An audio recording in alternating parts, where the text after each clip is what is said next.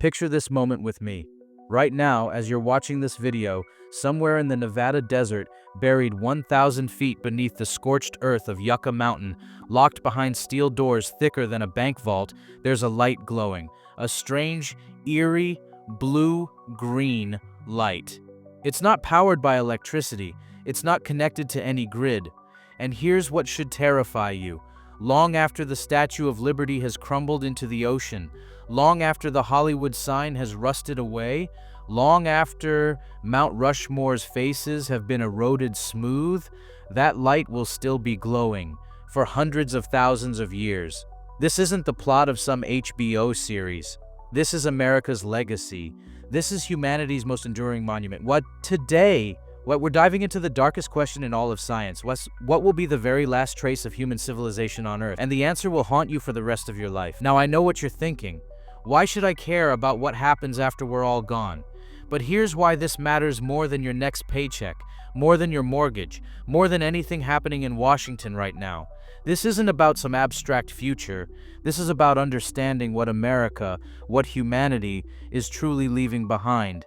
Every smartphone you've owned, every CAT scan you've gotten, every time you flipped a light switch powered by one of America's 93 nuclear reactors. You've been part of something unprecedented in Earth's 4.5 billion year history. See, when the dinosaurs went extinct, they left behind bones. When the Roman Empire fell, they left behind ruins. But us? We're leaving behind something far more permanent than the pyramids, more lasting than any Roman aqueduct. We're leaving behind 90,000 metric tons of radioactive waste, just in America, alone.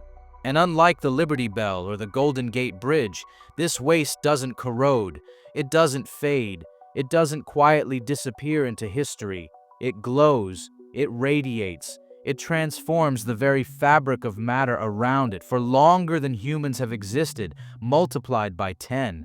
This is the story of Earth's final light, the story of what will be remembered for long after America, long after humanity, is just a strange layer in the geological record. Let's start this journey at day zero. Imagine humans vanish. Every person in New York, Los Angeles, Houston, gone. Instantly, completely. The first thing that happens? Silence. No traffic on the 405. No subway rumble beneath Manhattan. No planes at O'Hare. Just quiet. Within hours, the power grid fails. From coast to coast, city lights blink out. Times Square goes dark. The Las Vegas Strip, dark. Every stadium, every skyscraper, every suburban home. Blackout. Within weeks, nature begins its reconquest. Ivy swallows Fenway Park.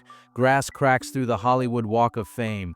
Coyotes roam Fifth Avenue. Within decades, the Brooklyn Bridge collapses, and the Space Needle topples. Even the Pentagon's walls begin to crumble. This is Earth healing itself, taking back what was always hers. But in places we deliberately chose because we thought nothing could ever reach them, something else is happening. Something that won't heal for 250,000 years. Right now, scattered across the American landscape, there are 75 sites storing high-level radioactive waste. The Hanford site in Washington State, Savannah River in South Carolina, Idaho National Laboratory, and the proposed Yucca Mountain Repository in Nevada, a project that's cost American taxpayers over $15 billion and still isn't open. These aren't just storage facilities, they're tombs, engineered to last longer than human civilization has existed. Think about that for a second. The United States of America is only 249 years old. The Constitution, 237 years. We're trying to contain something for 1,000 times longer than our country has existed. Inside these facilities are spent fuel rods from reactors that powered American homes, hospitals, and military bases. Each rod contains isotopes like plutonium-239, which has a half-life of 24,000 years. What's a half-life? It means after 24,000 years, only half of it is decayed. You need about 10 half-lives, that's 240,000 years, before it's considered safe. To put that in perspective, 240,000 years ago, modern humans hadn't even left Africa yet, and we're expecting our concrete and steel to outlast that? But here's where it gets absolutely chilling. As this waste sits in its concrete tomb, it doesn't just sit there quietly, it glows. If you've ever seen photos of nuclear reactor pools, that ethereal blue glow underwater, that's called Cherenkov radiation. It happens when particles move faster than the speed of light in water, creating that ghostly shimmer. But even in dry cask storage, even sealed behind steel and concrete, the waste keeps radiating. Gamma rays, beta particles, alpha particles.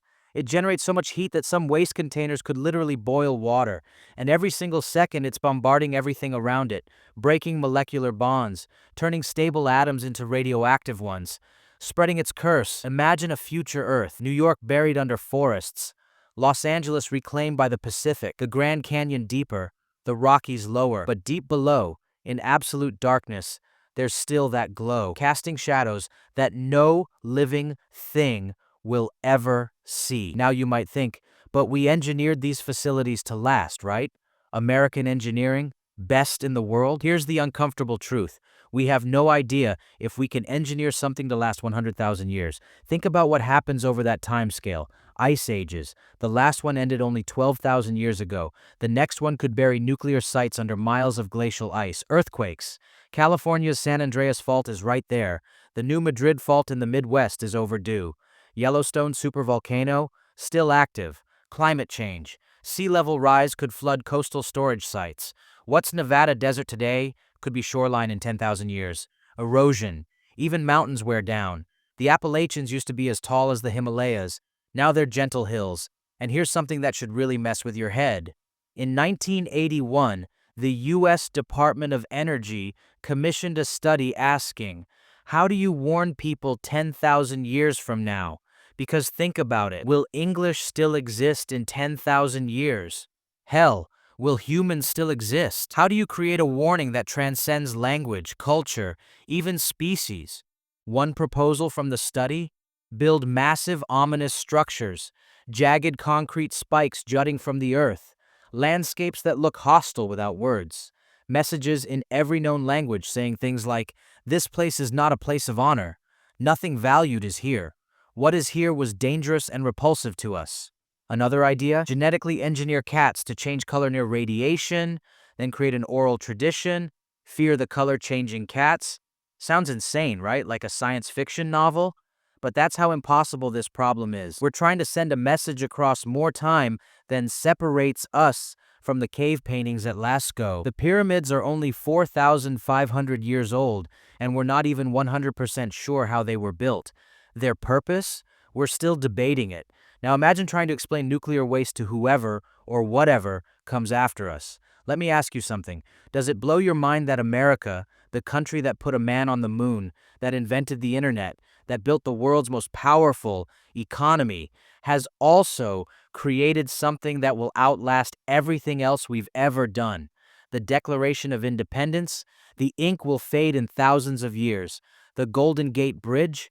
Maybe 1,000,000 years before it's completely gone. Human fossils could last hundreds of millions of years. But our nuclear waste? It will be dangerous and glowing for longer than the time between us and the earliest stone tools. We built the Washington Monument. We carved Mount Rushmore. We sent the Voyager probe with a golden record into deep space. But the truest, most enduring monument to American civilization, to human civilization, is our most toxic mistake. If that stops you in your tracks, if that makes you realize what kind of legacy we're actually leaving, hit that like button, because this is something every single person needs to understand. This isn't politics. This isn't opinion. This is reality, and the algorithm needs to know people are waking up to it. Now we arrive at the part of the story that's going to stay with you. 1,000,000 years from now, Earth is completely transformed. Humans, long gone, maybe evolved into something unrecognizable, maybe extinct, maybe replaced by whatever intelligence comes next.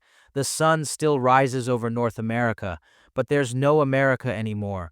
The Rocky Mountains are shorter. The Great Lakes are gone. The Mississippi River flows through a different channel.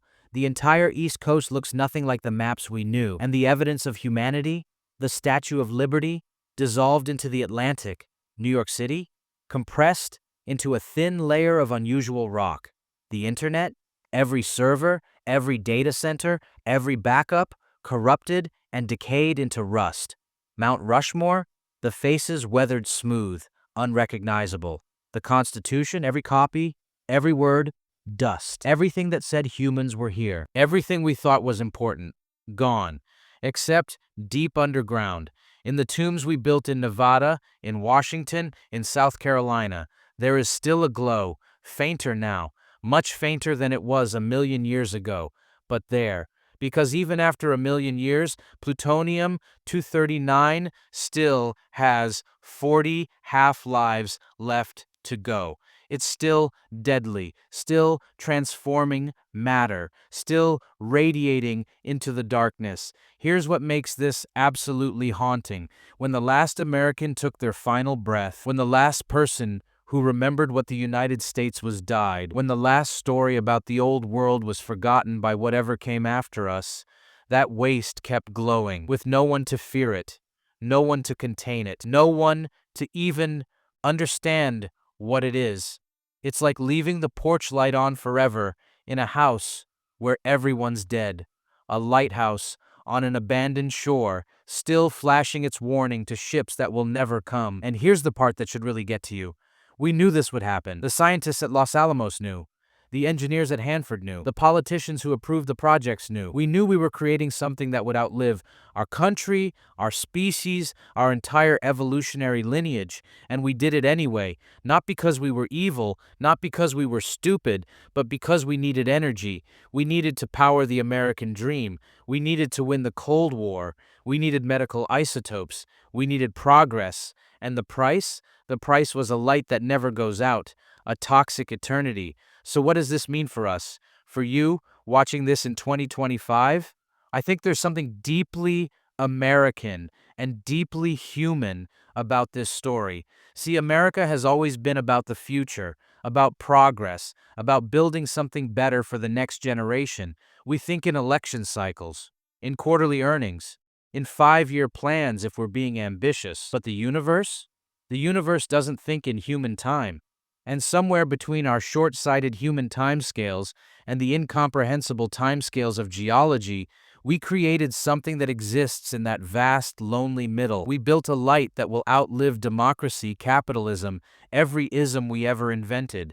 A light that will outlive language itself. And maybe that's the real lesson here. Not just about nuclear waste, but about every long-term consequence we're ignoring right now. Climate change, microplastics in every ecosystem, PFAS chemicals in our drinking water, AI that we don't fully understand. We're incredible at innovation, at solving today's problem, but we're terrible at asking what happens in 10,000 years. That radioactive waste glowing in the Nevada desert is a monument, not to our achievement, but to our short-sightedness. It says here was humanity. They could split atoms and build empires, but they couldn't think past their own lifetimes. Is that really the legacy America wants to leave? Is that the legacy you want to be part of? But here's where the story gets even stranger. Because while our nuclear waste will be the last light, it won't be the last trace of humanity. There's something else we've done. Something that will be visible not for thousands of years, not for millions, but for billions. I'm talking about a mark so profound that alien geologists visiting Earth in the distant future would immediately see it. A line in the rock that screams something fundamentally changed here. Scientists call it the Anthropocene, the age of humans, and the layer we're leaving behind, it's unlike anything in Earth's entire 4.5 billion year history. A worldwide layer of plastic, aluminum particles scattered across every continent from jet engines, concrete on a scale that dwarfs any natural process, radiation markers from the 2056 nuclear tests we conducted, mass extinction signatures of species we wiped out, and the chicken bones. Yes, chicken bones. So many that they'll be a marker species in the fossil record, because we eat 65 billion chickens a year. Future geologists won't find T-Rex fossils from our era. They'll find chicken bones everywhere. But here's the question that keeps scientists up at night. When exactly did the Anthropocene begin? Some say July 16, 1945, the Trinity test in New Mexico, the first atomic bomb, the moment we spread radioactive isotopes across the entire planet.